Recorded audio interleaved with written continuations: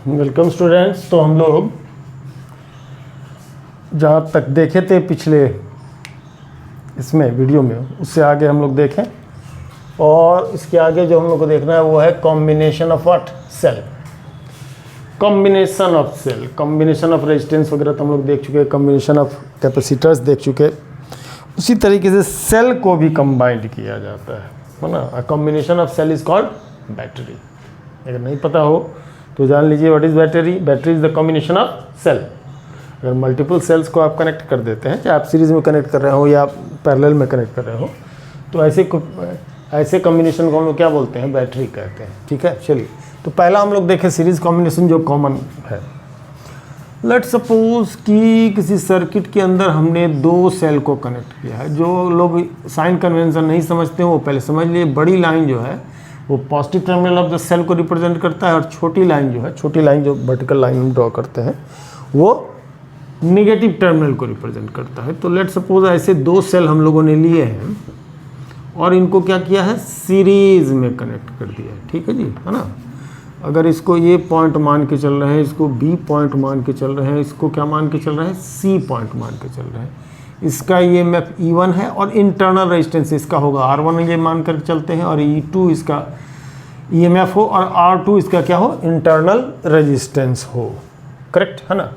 तो series combination में एक बात कॉमन होगी, जो करंट यहाँ से जाएगा वही करंट, ओ जाएगा नहीं, जो विड्रॉ होगा आई करंट ये डायरेक्शन होगा। ठीक है ना, ये हाँ, जो करंट आई विड्रॉ होगा वो थ्रू होल सर्किट, पूरे सर्किट से ये बात आएगी। ऐसा नहीं है कि सिर्फ आई यहाँ से पास आउट होगा, यहाँ से पास आउट होगा, यहाँ से पास आउट होगा।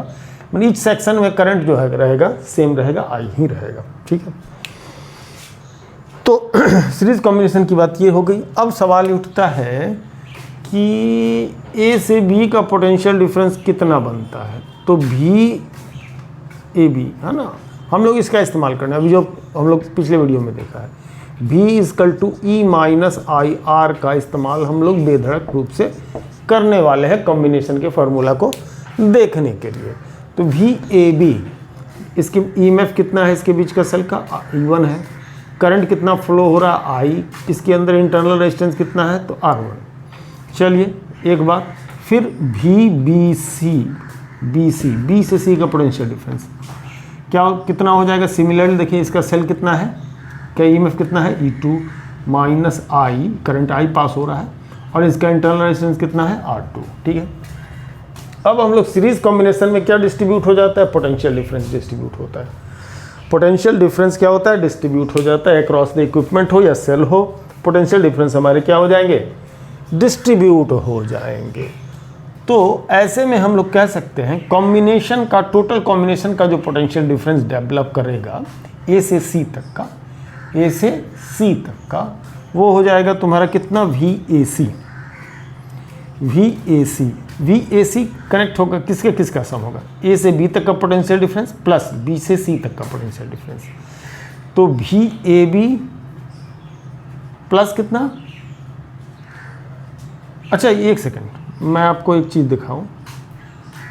VAC को लिखना तो चाहिए VA - BC, जैसा कि हमने समझाया है कि potential difference between two points को ऐसे लेते हैं, VA - BC। अब जरा सा एक चीज़ को देखिए, इसको VA - VB plus VB - BC भी लिख सकते हैं, क्योंकि -VB प्लस VB क्या होगा, कट जाएगा। तो VA - VB इनफैक्ट क्या हो जाएगा, VAB है ना, ये हो जाएगा VAB प्लस कितना, VBC। एक लिखने का तरीका हो गया, बाकी सीधे भी लिखते तो कोई दिक्कत नहीं था, है ना, इतनी बहुत बड़ी बात थी नहीं है ना। VAB प्लस क्या, VBC।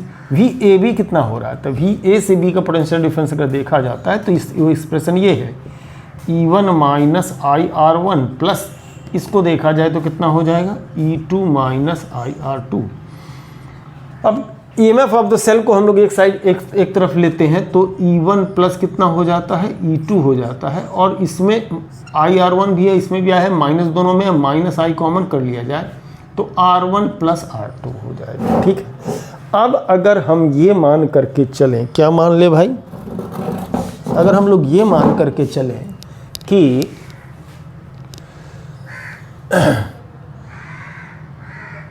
ई इक्विवेलेंट है कॉम्बिनेशन का, EMF of combination, electromotive force, पिछले वीडियो में बोलना भूल गया था, EMF of combination, EMF of combination, EMF of combination, ठीक है। और आर इक्विवेलेंट हम ले रहे हैं किसको, है ना, total resistance of combination, total resistance of combination, इस चीज को हम लोग क्या ले रहे हैं, आर इक्विवेलेंट। तो ऐसे सिचुएशन में अगर ये दोनों सेल को एक सेल मान के चले, अगर ये दोनों सेल को एक सेल मान लें, है ना, ये ई इक्विवेलेंट प्लस आर इक्विवेलेंट ऐसा मान के चलते हैं, तो ए पॉइंट से सी पॉइंट, है ना, एक कम में एक मान के चले, तो ऐसे सिचुएशन में क्या होगा, ऐसे सिचुएशन में VAC के बदले हम लोग लिख सकते हैं VAC can be written as, जो हमारा फार्मूला टर्मिनल पोटेंशियल डिफरेंस के लिए बनता है, E equivalent minus I R equivalent. इसको अगर हम, चाहे इसको सेकंड कह लीजिए, इस इक्वेशन को थर्ड कह लीजिए, और इसको अगर फोर्थ कह लेते हैं, ठीक है, तो इक्वेटिंग थर्ड एंड फोर्थ, अगर थर्ड एंड फोर्थ को हम इक्वेट करते हैं, है ना, थर्ड एंड फोर्थ को क्या करते हैं, इक्वेट कर रहे हैं, तो थर्ड एंड फोर्थ को अगर इक्वेट करते हैं तो एक तरफ से VAC की वैल्यू क्या दिख रही है अपने को, VAC की वैल्यू ऐसा कुछ दिख रहा है, तो लाइक टर्म को इक्वेट करते हैं तो क्या देगा, VAC प्लस फर्स्ट टर्म यानी E इक्विवेलेंट, यानी कंपेयर करते हैं तो E इक्विवेलेंट आपका E1 plus E2 simple way में हो जा रहा है, सिंपल वे में E1 प्लस E2 हो जा रहा है, और I into R equivalent, I into R equivalent इसको लें तो R इक्विवेलेंट आपका R1 प्लस R2 हो जाएगा। इसमें कहीं कुछ बहुत ज़्यादा पंचायत नहीं है, सीधा सीधा EMF of the cell connect जुड़ जाएगा और रेजिस्टेंस भी इनके क्या होंगे, सीधे सीधे जुड़ जाएंगे। अब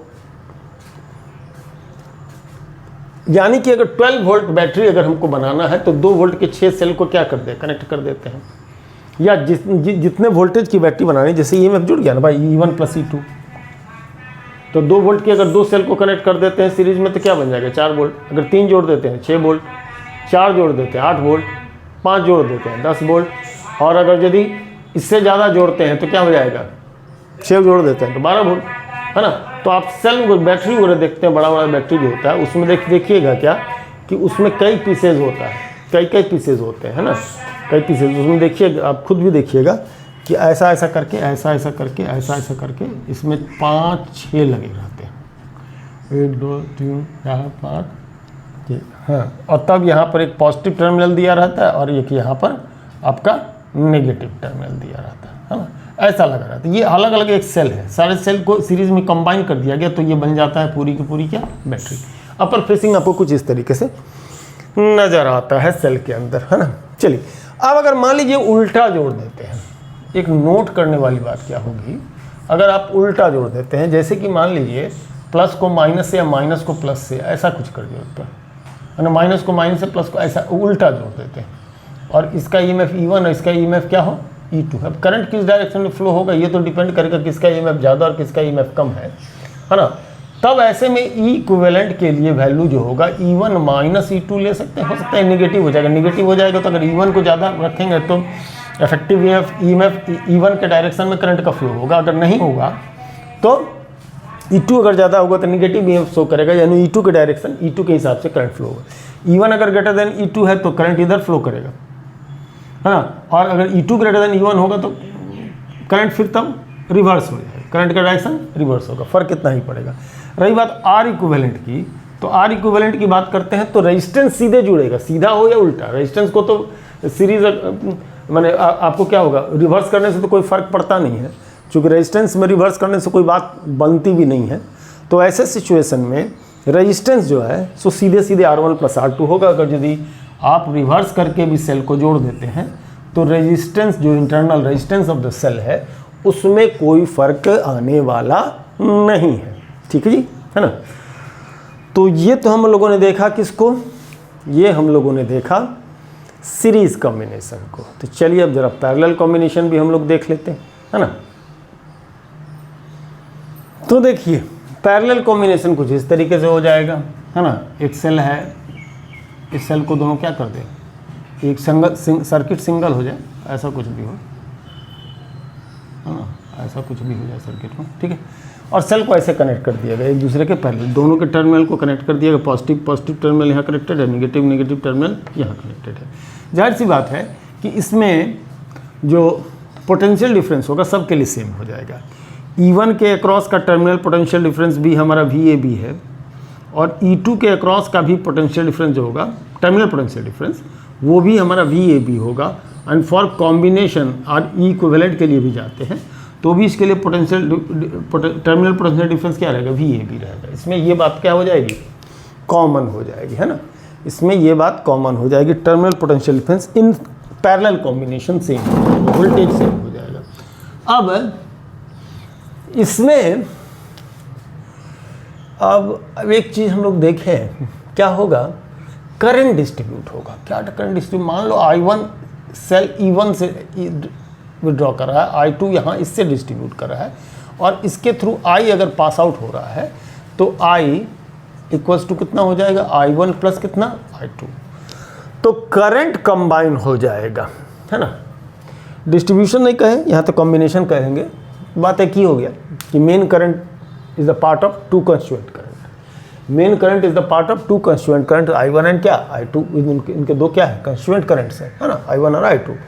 चलिए, तो अब हम लोग थोड़ा सा अपना वही टर्मिनल पर V equal to E minus IR को ही इस्तेमाल करेंगे। इस्तेमाल है इसमें यही करेंगे, ठीक है ना।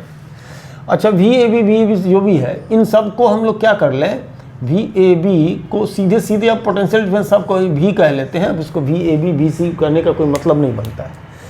चलिए, तो एक तरफ से देखा जाए तो V equal to E1 minus I1 R1 होगा, तो उसी तरीके से V equals to E minus E2 minus I2 R2 होगा, भी सेम होगा, ठीक है। यहाँ से क्या कर लेते हैं हम लोग, I1 की वैल्यू को निकाल लें, I1 की वैल्यू को निकाल लें, तो ये E1 माइनस क्या, E1 minus V upon R1 दिखेगा, ठीक है। और यहाँ से अगर I2 निकालते हैं तो ये E2 minus V upon R2 दिखेगा, ठीक है। ओके, तो हम लोग जरा सा इस रिलेशन में, ये इक्वेशन फर्स्ट में, इनको सेकंड को और थर्ड की वैल्यू को क्या कर दे, पुट कर देते हैं। सेकंड और थर्ड की वैल्यू को इसमें रख देते हैं, है ना। By first second third, by first second and third, क्या होगा भैया, फर्स्ट सेकंड थर्ड में हम जाते हैं तो देखेंगे क्या कि I1 I2 यहाँ रख दें तो main current I equals to क्या होगा, I1 के बदले E1 minus V upon R1 plus E2 minus V upon R2, कुछ ऐसा आएगा, है ना, कुछ ऐसा आएगा। अब यहाँ से हम लोग V की वैल्यू को निकालते हैं, है ना। यहाँ से हम लोग V की वैल्यू को निकालने की सोचते हैं, ओके। तो निकालने के लिए अब इसको जरा तोड़िए, E1 upon R1 plus E2 upon R2 minus V upon R1 minus V upon R2, ऐसा कुछ लेंगे, है ना, ऐसा कुछ लेंगे। तो आपका I तो ठीक है ना। इसमें देखिए तो ये E1 R2 plus E2 R1 upon R1 R2 LCM minus V common कर ले तो R1 R2 ऊपर R1 प्लस R2 हो जाएगा। यहाँ से V की वैल्यू को निकालना है, इसको इधर ले उसको उधर ले जाइए, है ना, इसको यहाँ लाइए I को उधर ले जाइए, है ना। तो चलिए, तो V into R1 plus R2 upon R1 R2 equal to E1 R2 plus E2 R1 R2 minus I, ठीक। अब इस चीज़ को उधर ले जाइए, इस चीज़ को उधर ले जाइए, डिवाइड कर दीजिए, तो ये पलट करके जाएगा उल्टा होकर के, माने R1 R2 upon R1 plus R2 R1 cut जाएगा। ये एक्सप्रेशन कुछ ऐसा दिखेगा, E1 R2 plus E2 R1 upon R1 plus R2, और यहाँ I के साथ ये रिवर्स में दिखेगा, है ना, I R1 R2 अपॉन कितना R1 प्लस R2, ऐसा दिखेगा, ठीक है। अब अगर ये मान करके चलें कि इनका जो इक्विवेलेंट होगा ये कैसा, ये इक्विवेलेंट ऐसा हो जाए, है ना, ए से बी का, और इसका ई इक्विवेलेंट ये मान करके चले, और ये इनका आर इक्विवेलेंट इनका रेजिस्टेंस हो, तो भी को एक तरीके से ये भी तो कह सकते हैं, है ना, E equivalent minus I R equivalent, मतलब इन दोनों के कॉम्बिनेशन से जो सेल बनेगा, हाइपोथेटिकल सेल जो बनेगा, हाइपोथेटिकल कहने का मतलब कि एक कॉम्बिनेशन सोचेगा ऐसा सेल जो इन दोनों सेल को रिप्लेस कर दिया जाए, और जितना करंट और रेजिस्टेंस ऑफर करता हो ये कॉम्बिनेशन उतना ही वो भी दे, उसी को हम लोग यहाँ पर क्या कह रहे हैं, हाइपोथेटिकल सेल कह रहे हैं, ठीक है। तो आई इंटू आर इक्विवेलेंट अगर कंपेयर करते हैं, ऑन कंपेरिजन देखिए, तो ऑन कंपेरिजन अगर हम लोग देखेंगे, तो ऑन कंपेरिजन अगर हम लोग देखते हैं तो क्या होता है, ऑन कंपेरिजन ई इक्विवेलेंट ये है, तो E equivalent equal to E1R2 plus E2R1 upon R1 plus R2, और जहाँ तक R इक्विवेलेंट की बात है तो ये एक्सप्रेशन आ रहा है ना, इसको कंपेयर करते हैं, तो R1 R2 upon R1 plus R2, ठीक है ना। ओके, तो ये तो फार्मूला हम लोग को दिख रहा है कि E equivalent plus R equivalent तो ठीक ठाक दिख रहा है ना, लेकिन बड़ा थोड़ा कंफर्टेबल नहीं दिख रहा है। तो चलिए हम लोग थोड़ा कंफर्टेबल बनाते हैं। बनाते कैसे हैं, इसका रेसिप्रोकल अगर लेंगे, है ना, इसका रेसिप्रोकल अगर लेंगे तो इसको कंफर्ट 1 अपॉन आर इक्विवेलेंट लेंगे, R1 प्लस R2 ऊपर जाएगा, अलग अलग करेंगे तो 1 upon R1 plus 1 upon R2 दिखेगा, ठीक है। तो ये तो parallel combination of the resistance में तो ये दिखता भी है, होता भी है, ऐसा ही होता है। हम लोग जानते हैं पैरेलल कॉम्बिनेशन में 1 upon R equal to 1 upon R1 plus 1 upon R2 है, 10th में भी पढ़े थे। अब इसको इससे डिवाइड करिए, है ना, इसको इससे डिवाइड करिए, तो E equivalent upon R equivalent अगर निकालते हैं तो ये इसको डिवाइड किए तो ये इससे डिवाइड होगा, R1 प्लस R2 इसके भी नीचे, R1 प्लस R2 इसके भी नीचे, ये कट गया, R1 R2 इसके नीचे चला जाएगा, यानी E1 R2 plus E2 R1 upon R1 R2 इसके नीचे आएगा, और अलग अलग कीजिएगा तो देखिएगा कि E1 upon R1 plus E2 upon R2 ऐसा होगा, तो E equivalent upon R equivalent ऐसा दिख रहा है। ऐसा एक सिस्टमेटिक एक्सप्रेशन डेवलप करने के पीछे का जो हम लोग का मकसद है, वो मकसद ये है कि अगर मान लीजिए ये तो दो सेल का था, अगर मान लीजिए 3 हो, इफ इट इज 3 की बात क्या होगा, इट इज n सेल्स, अगर n सेल्स रखे हों तो अगर n सेल डाले गए हों तो क्या होगा, n सेल डाले गए हों तो क्या होगा, n सेल डाले गए हों तो ऐसा हम लिख सकते हैं कि 1 upon R equal to 1 upon R1 plus 1 upon R2 plus 1 upon R3 से लेकर के 1 अपॉन Rn, ऐसा एक्सप्रेशन बनता है किसके लिए, कॉम्बिनेशन के रेजिस्टेंस के लिए, और क्या EMF के लिए E equivalent upon R equivalent equal to E1 upon R1 plus E2 upon R2 plus E3 upon R3 plus so on En upon Rn। तो अब ऐसे में क्या होगा कि हम कितने भी नंबर ऑफ सेल्स होंगे उसको हम लोग क्या कर सकते हैं, समराइज करके लिख सकते हैं कि हम लोग फाइनल रेजिस्टेंस कितना होगा कॉम्बिनेशन का, और इक्विवेलेंट EMF को कैसे फाइंड आउट कर सकते हैं। ये चीज़ हम जो है हम लोग इस एक्सप्रेशन के थ्रू देख पाएंगे, ठीक है जी, है ना। तो ये हो गई, है ना, किसकी बात, इसकी बात। अब आगे हम लोग देखें, चलिए, तो नेक्स्ट टॉपिक जो अपना है वो किरचॉफ्स रूल्स है ऑफ इलेक्ट्रिक सर्किट से रिलेटेड, है ना। सबसे पहला है जंक्शन रूल, और जंक्शन रूल क्या कहता है इसका लिटरेचर बाद में बनाते हैं, पहले देख लीजिए। मान लीजिए कोई पॉइंट P है, यहाँ पर I1 करंट इनकमिंग करंट है, I2 भी मान के चलें कि इनकमिंग है, और लेट सपोज कि I3 जो है सो वो आउटगोइंग करंट है, और फिर से देखिए कोई I4 ले लेते हैं, वो इनकमिंग है, और जो I5 है वो आउटगोइंग है, ऐसा मान के चलें। चलिए तो I5 इसको कह लेते हैं, I4 इसको कहते हैं, I5 इसको कह लेते हैं आउटगोइंग है, और I4 इसको कह लेते हैं इनकमिंग, ठीक है ना, ऐसा। और ये जंक्शन है P, करेक्ट है ना। तो किरचॉफ्स रूल जो फर्स्ट रूल है junction rule, it is based on the principle of conservation of charge, it is based on the principle of conservation of charge. ये principle of conservation of charge पर based है, पहली बात। दूसरी बात, उसका कहना यह है कि जितने चार्ज पर सेकंड पी पॉइंट पर आएगा उतना ही चार्ज पर सेकंड पी से बाहर की तरफ जाएगा। पी पॉइंट पर जितने चार्ज पर सेकंड क्या आएगा उतना ही चार्ज पर सेकंड बाहर जाएगा। सीधी सी बात है कि जितनी करंट आएगी उतनी ही करंट क्या होगी, निकलेगी। ये बहुत सिंपल बात है, कोई बहुत बड़ी बात तो है नहीं, है ना, बड़ी बात है नहीं। लेकिन इसको कहने का एक तरीका हो गया है कि the algebraic sum of all the current, the algebraic sum of all current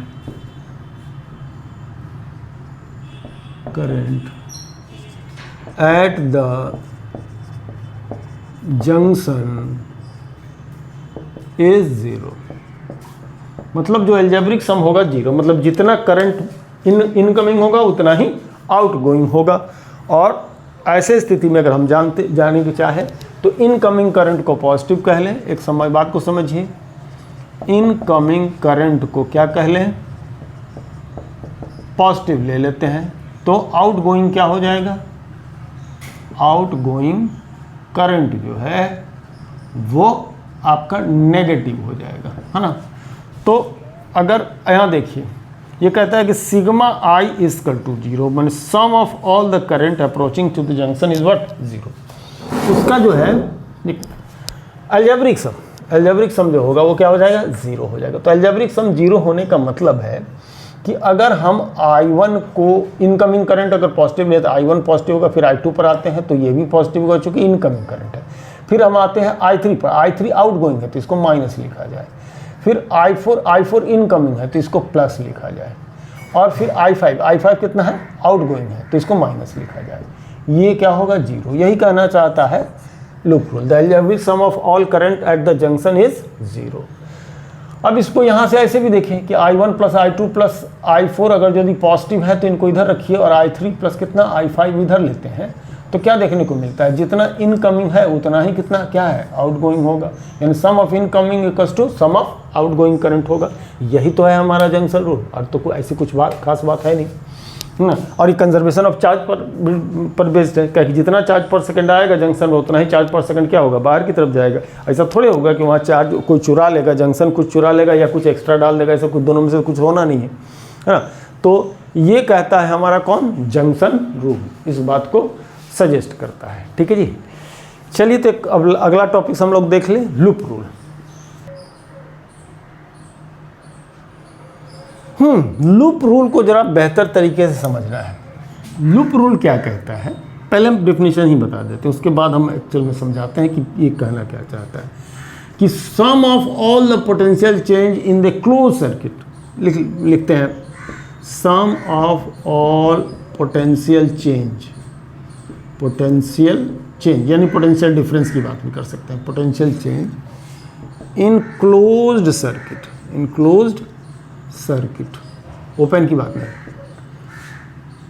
is 0। अब ये जो है कहता है कि sigma del V equal to what, 0। जो भी चेंज इन पोटेंशियल होगा, हाँ, वो 0 होगा, ये कहना चाहता है। चलिए अब इस बात को हम लोग ज़रा समझने की कोशिश करें कि ये क्या कहना चाहता है।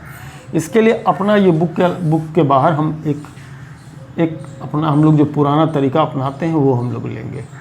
बुक के तरीके से नहीं आएंगे, है ना। सेल EMF E1 है, इसका पॉजिटिव टर्मिनल नेगेटिव टर्मिनल, और ये करंट इससे I1 विड्रॉ हो रहा है, और यहाँ पर भी एक सेल मान करके चलिए वो है जिसका EMF E2 है। ठीक है, इसका ये पॉजिटिव टर्मिनल और इसका ये नेगेटिव टर्मिनल। यहाँ पर इसकी इस सर्किट में एक रेजिस्टेंस है, इसको चलिए मान के चले क्या, R1, और इसके पास जो है सो क्या है, रेजिस्टेंस है R2, और यहाँ मिला हुआ है। ठीक है, ये I1 करंट यहाँ से विड्रॉ हो रहा है, I2 करंट यहाँ, तो I1 यहाँ से, I2 यहाँ से, तो यहाँ जो पास आउट होगा वो I1 प्लस I2 होगा। ठीक है, दो I1 भी आ रहा है, I2 भी आ रहा है, इस जंक्शन पर मिल रहा है, तो जंक्शन से आगे जो बढ़ेगा करंट वो दोनों मिल जाएंगे, तो यहाँ कितना हो जाएंगे, I1 प्लस I2 हो जाएगा। अब यहाँ पर एक रेजिस्टेंस है, इसको चलिए मान लेते हैं R3, एक रेजिस्टेंस है R3, है ना। इसके through I1 plus I2 current जाएगा, I1 प्लस I2 करंट जाएगा, यहाँ पर भी I1 प्लस I2 करंट जाएगा। अब जरा से देखिए, यहाँ आने के बाद चूंकि ये दे I2 रहा है तो ले भी लेगा I2, यहाँ से I2 निकल गया तो बचा कितना, ऊपर जाने के लिए I1, ऊपर जाने के लिए I1, दे अगर I2 रहा है तो लेगा भी I2 है ना, तो I1, अब यहाँ से I1 करंट यहाँ से पास आउट होते हुए यहाँ की तरफ चला है। अब इस सर्किट का हम लोग एक नाम देते हैं हर लूप का, ABCD एक सर्किट है ना, ABCD एक सर्किट है, CDEF एक सर्किट है, और ऐसे करके बाकी 3 सर्किट हो जाते, ABFE भी एक सर्किट है ना। अब इसमें ये जो algebraic sum of all potential changes is 0, ये जो कहना चाहता है इस चीज़ को हम लोग ज़रा सा समझ ले। एक्चुअल में क्या है, ये डिफिनीशन से ज़्यादा बेहतर है कि हम लोग देखें कि क्या है। चलिए एक कन्वेंशन बिल्डअप करते हैं इस चीज़ के लिए। कन्वेंशन का मतलब होता है परंपरा। ये परंपरा स्टैंडर्ड कन्वेंशन नहीं है, स्टैंडर्ड कन्वेंशन नहीं है, मतलब कहने का है कि आप इस कन्वेंशन को रिवर्स भी कर सकते हैं। लेकिन अपन लोग कन्वीनियंस के लिए जनरली जितने भी टीचर हैं और स्टूडेंट हैं जो लोग इसको पढ़ाते हैं, वो डायरेक्शन ऑफ करंट को पॉजिटिव मान लेते हैं। किसको पॉजिटिव मान लेते हैं? डायरेक्शन ऑफ करंट का। आई रिपीट, हम लोग ये नोट की बात कर रहे हैं, ये एक्सप्रेशन में नहीं है, कन्वेंशन में। डायरेक्शन ऑफ करंट को पॉजिटिव, डायरेक्शन ऑफ करंट जिधर फ्लो कर रहा है टेकन पॉजिटिव, है ना, टेकन पॉजिटिव, ये अपन लोग करने वाले हैं। तो डायरेक्शन ऑफ करंट का मतलब हो गया जिधर चार्ज फ्लो हो रहा है, मतलब high potential to low potential, यानी high potential to low potential, high potential to low potential, है ना, टू लो पोटेंशियल, है ना। ये इस एक्सप्रेशन में नहीं है, ये हम कन्वेंशन आपको दिखा रहे हैं, है ना। High potential to low potential, direction of flow high potential से लो पोटेंशियल की तरफ होता है। तो 2 बातें याद रखें, है ना। इस कन्वेंशन को पकड़ के ही चले, दूसरा कन्वेंशन को अडॉप्ट न कीजिएगा, नहीं तो फिर क्या होगा, दिक्कत होगी। इसमें बेहतर रहता है ना, इससे बेहतर रहता है। तो direction of current taken positive, यानी हाई पोटेंशियल से लो पोटेंशियल क्या हो जाएगा, आपको पॉजिटिव लिया जाएगा, यानी पॉजिटिव से जब निगेटिव की तरफ जाएंगे तो इसको क्या लेंगे, पॉजिटिव लेंगे। ये तीनों बात एक ही होगी। प्लस टर्मिनल से माइनस टर्मिनल की तरफ करंट का फ्लो होता है, बिल्कुल सही है। हाई पोटेंशियल से लो पोटेंशियल के डायरेक्शन में करंट का फ्लो होता है, वही सही है। और यही बात तो कह रहे हैं, डायरेक्शन ऑफ करंट को हम लोग क्या ले लें, पॉजिटिव ले लें। ठीक, ओके। चलिए अब हम आते हैं आपको उस लूप में, है ना। लूप में एक चीज़ दिखाते हैं, इसको थोड़ा सा यहाँ हटाएं, हमको स्पेस मिल जाए, है ना। अब जरा सा इस सर्किट में आइए। किस सर्किट में? हम आते हैं सबसे पहले ABCD में, क्लोज मैश सर्किट ही बोलते हैं उसको, मैश। ABCD, अब फिर से A तक आते हैं। अगर हम लोग इसमें देखना चाहते हैं, कहीं से भी आप स्टार्ट कर दें, कहीं से भी स्टार्ट कर दें, ठीक है, ओके। कहीं से भी स्टार्ट करते हैं। कहाँ से स्टार्ट करना चाहेंगे, कहाँ से स्टार्ट करना चाहेंगे? चलिए तो हम लोग यहाँ से स्टार्ट करते हैं, है ना। यहाँ से स्टार्ट करेंगे तो माइनस से प्लस नेगेटिव ले लेंगे, प्लस से माइनस पॉजिटिव लेना है, माइनस से प्लस नेगेटिव लेना है, तो माइनस E1 लिखें, ठीक, माइनस E1 लिखें, ओके। बात को पकड़ा है, जरा से गौर कीजिएगा, ये बड़ा माइन्यूट पॉइंट है, इसी पर सारा हमारा न्यूमेरिकल बेस्ड है। हम लोग ऐसे घूमना चाह रहे हैं, कैसा घूमना चाह रहे हैं, ऐसा एंटी क्लॉकवाइज, है ना, एंटी क्लॉकवाइज घूमना चाह रहे हैं। ऐसा भी घूम सकते थे, ऐसा नहीं है कि ऐसा नहीं घूम सकते थे, हम लोग ऐसा एंटी क्लॉकवाइज घूम रहे हैं। तो यहाँ पर जैसे ही इस सेल के इधर जा रहे हैं तो माइनस टर्मिनल से प्लस से माइनस को हमने पॉजिटिव लिया है, तो माइनस से प्लस जो हो जाएगा, माइनस से प्लस उल्टा हो जाएगा, तो नेगेटिव E1 इसके EMF को हमने E1 नेगेटिव कर दिया, ठीक है। अब आगे बढ़ते हुए जब इस मैश में आगे की तरफ जाते हैं तो प्लस से माइनस E2 को प्लस लिख लें, प्लस से E2 को प्लस लिख लें। अब ये क्या है, direction of flow of current की उल्टा चलेगा ना।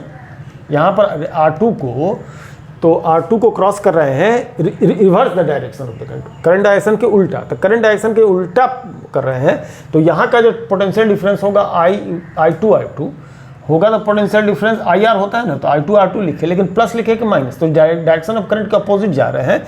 तो 1, 2 और 3 बात में से, है ना, 3 बात में से ये हमारा क्या हो रहा है, पहला बात आ रहा है, इसमें क्या हो रहा है, अपोजिट हो जा रहा है, अपोजिट हो जा रहा है, तो इसको हम लोग लिखेंगे माइनस, ठीक है। फिर आगे की तरफ बढ़ते जाएं, आगे की तरफ बढ़ते जाएं। यहाँ देखिए I और R, यहाँ I1 और R1 जो पोटेंशियल डिफरेंस बनेगा, है ना, I1 और R1 जो पोटेंशियल डिफरेंस बनेगा, ये direction of flow of current, ये से जा रहे हैं तो direction of flow of current में तो ये प्लस लिखेंगे इक्वल टू 0। यही कह रहा है कि sum of all potential change in close circuit is 0। Sum of all potential change in the close circuit is 0। Change in potential EMF E1 के कारण होता है, E2 के कारण होता है, यहाँ पर रेजिस्टेंस के R2 कारण होगा, R1 के कारण होगा। ठीक है, अब इसको अगर रीअरेंज करते हैं तो इधर उधर करने को लगे तो ये आ जाएगा E1 माइनस E2, है ना, E1 minus E2 equal to I1 R1 minus I2 R2। अब देखिए यहाँ पर E1 माइनस E2 क्या कर सकते हैं, effective EMF of circuit, effective EMF of circuit, ठीक है, तो इसको इफेक्टिव ईएमएफ ऑफ सर्किट कह सकते हैं। तो इसको इस लूप रूल को ऐसे भी कह सकते हैं कि effective EMF electromotive force, effective EMF equals to sum of algebraic sum of current into resistance, algebraic sum of the products of current and resistance मतलब E effective equals to sigma I R कह सकते हैं इसको। E effective equal to sigma I R. कहीं कहीं पर हम लोग को इस तरीके से भी इस रिलेशन को क्या करना होगा, लेकर के चलना पड़ेगा। ठीक है ना। चलिए अब एक मेश में हमने देखा क्लोज मेश ABCD है। चलिए एक और मेश हम लोग ले लेते हैं, इसमें एक मेश और बनता है, एक क्लोज सर्किट और बनती है। चलिए हम लोग ले लेते हैं AEFBA। अब क्लोज मेश हम लोग ले रहे हैं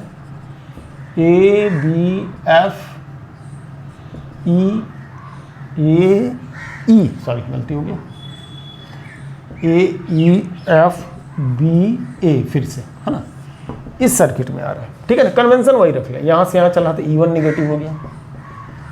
आगे की तरफ बढ़े, यहाँ आते हैं, डायरेक्शन ऑफ करंट हो गया तो इस पर प्लस होगा।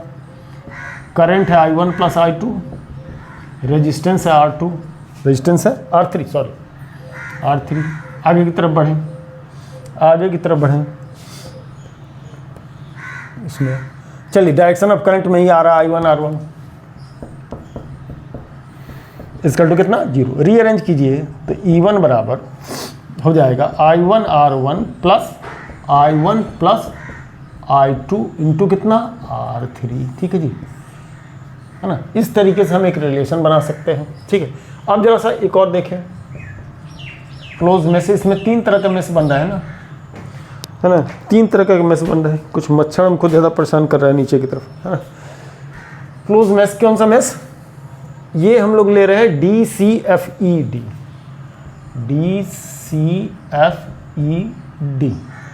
अगर इसको लेते हैं, चलिए एक बार उल्टा दिखाते हैं आपको, ऐसे घूमते हैं, ऐसे भी दिखाते हैं। तो +2 माइनस, प्लस से माइनस पॉजिटिव यानी E2 पॉजिटिव, फिर यहाँ रिवर्स हो गया तो -I2 R2, फिर ऐसे आए, ये भी रिवर्स हो गया तो -I1 plus I2 into R3 इसका टू कितना 0, है ना। ऐसे घूम गए इसमें। अब बाकी सबको ट्रांसफर कर दीजिए, E2 equal to I2 R2 plus I1 plus I2 R3, ये भी रिलेशन बन गया। Effective EMF equal to algebraic sum of current product of what, current and resistance. ठीक है ना, ये रिलेशन इस तरीके से क्या हो गया, ये बन गया, है ना। ओके, तो चलिए इसको नोट डाउन कीजिए, फिर मैं आगे बढ़ाऊँ कहानी, है ना। इस कहानी को क्या करूँ, आगे बढ़ाऊँ, है ना। तो ऐसा है कि बुक में एक क्वेश्चन दिया हुआ है ना, ऐसा सेल यहाँ दे दिया, उसका इंटरनल रेजिस्टेंस यहाँ 1 ओम का 45 वोल्ट का एक सेल है और उसका इंटरनल रेजिस्टेंस ये है। यहाँ 80 वोल्ट का सेल है, इंटरनल रेजिस्टेंस 1 ओम का है। ये 20 ओम का दिखा रहा है, ये 30 ओम, ये 40 ओम, ऐसा कुछ करके दिखा रहा है। ठीक है, इसको सॉल्व कैसे करेंगे, I1 कितना होगा, I2 कितना होगा, है ना। ये देखिए इसके सेल के बगल में 1 ओम लिखा हुआ है, इसका मतलब कि इसका इंटरनल रेजिस्टेंस, ये इसका R1 है ना, ये इसका R1 है, अगर इसको E1 कह रहे हैं, ये इसका क्या है R2। ऐसा दिखाने का तरीका होता है, बगल में दिखा देता है, कभी कभी इसको डॉट कर सकता है, कभी कहीं पर डॉट नहीं भी कर सकता, उसके बगल में दिखा देगा। ये इंटरनल रेजिस्टेंस दिखाने का तरीका होता है, ठीक है। चलो तो हम लोग मान के चलते हैं, इधर से करंट I1 विड्रॉ किया, ये I1 इधर आया होगा, इधर से सेल का इधर गया होगा, चलिए है ना, I2 लिया होगा, I2 यहाँ से मिल करके I1 प्लस I2 नहीं I1 करंट इससे और I2 करंट इससे, लेकिन जितना लेगा और देगा तो उतना है, जितना लेगा देगा तो उतना है ना। I1 इधर नहीं जाएगा भैया, हाँ I1 इधर नहीं जाएगा, I1 इधर नहीं जाएगा, I3 I1 इधर, I2 इधर, I2 इधर, I1 इधर।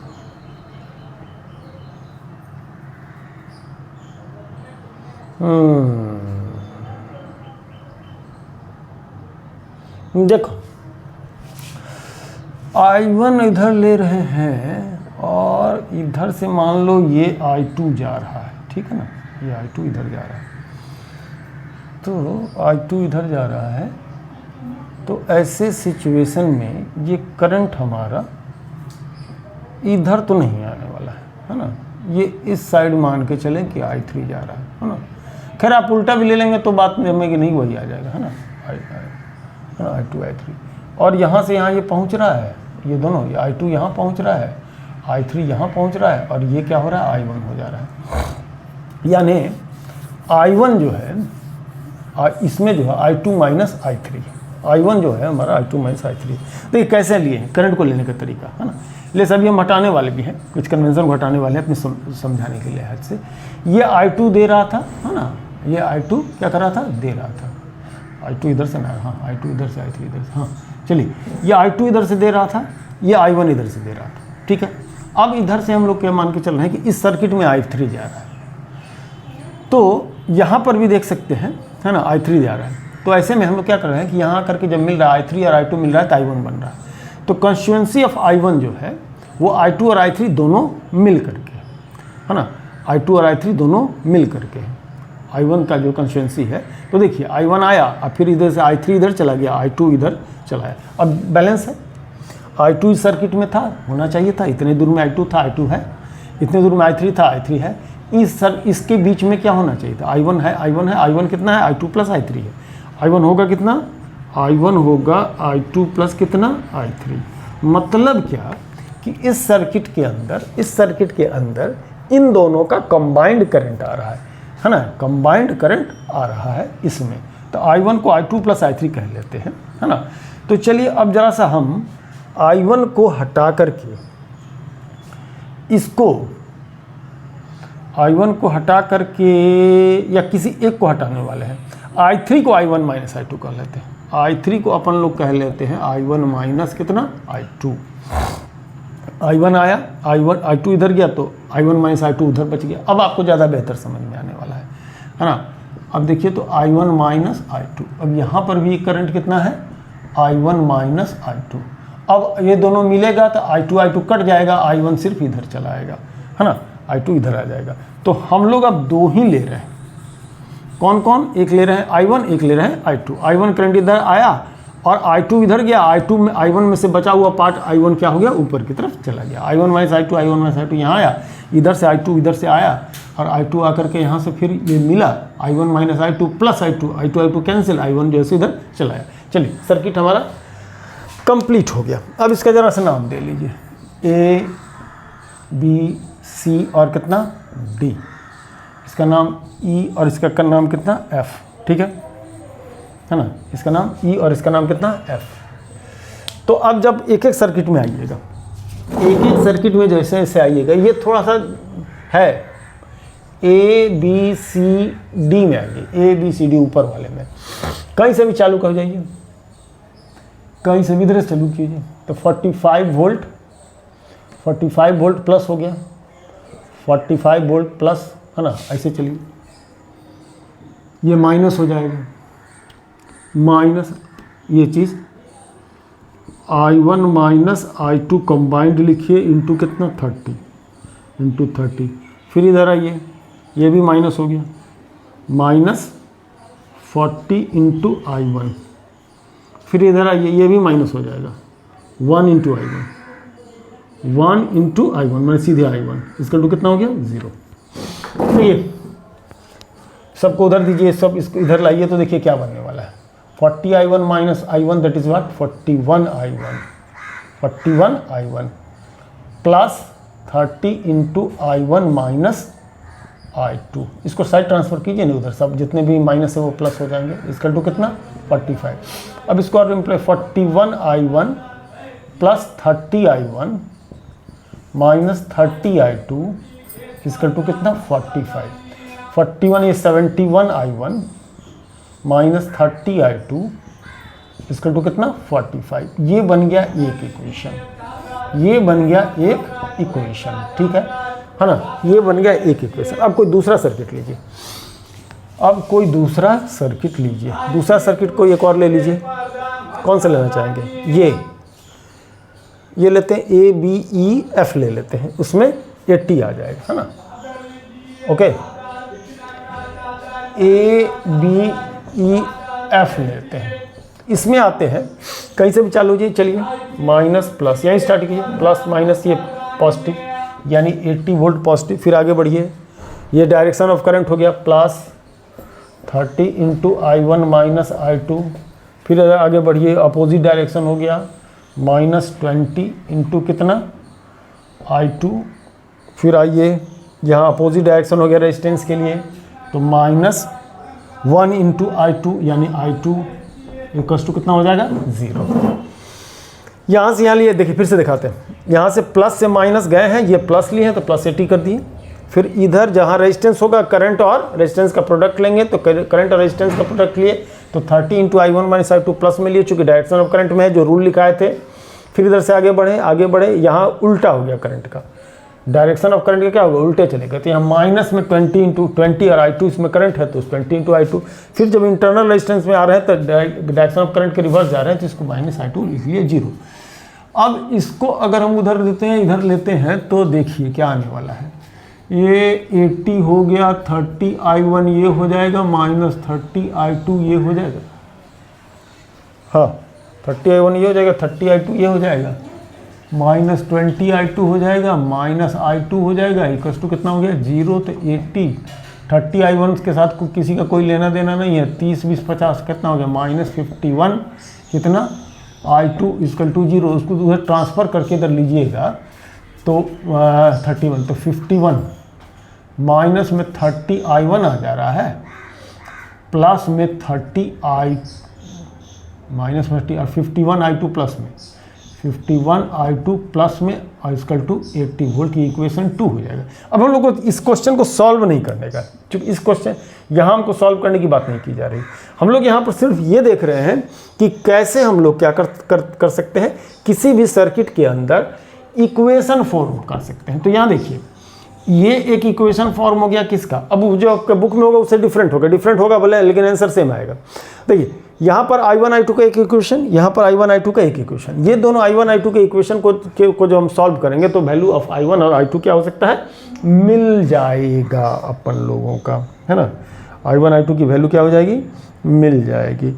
तो अब इसको तो हम अभी, इसके जो क्वेश्चन है, अब इसके नेक्स्ट वीडियो में हम लेंगे, तब जा कर के ये भी, इसको अब क्वेश्चन ना मानिए, इसको हम क्वेश्चन मान कर लिए भी नहीं है, कैसे साइन कन्वेंशन के हिसाब से किरचॉफ्स लूप रूल को लगा करके हम लोग क्या करते हैं सर्किट के अंदर इक्वेशन कैसे फॉर्म करते हैं, ये मैं दिखा रहा था, है ना।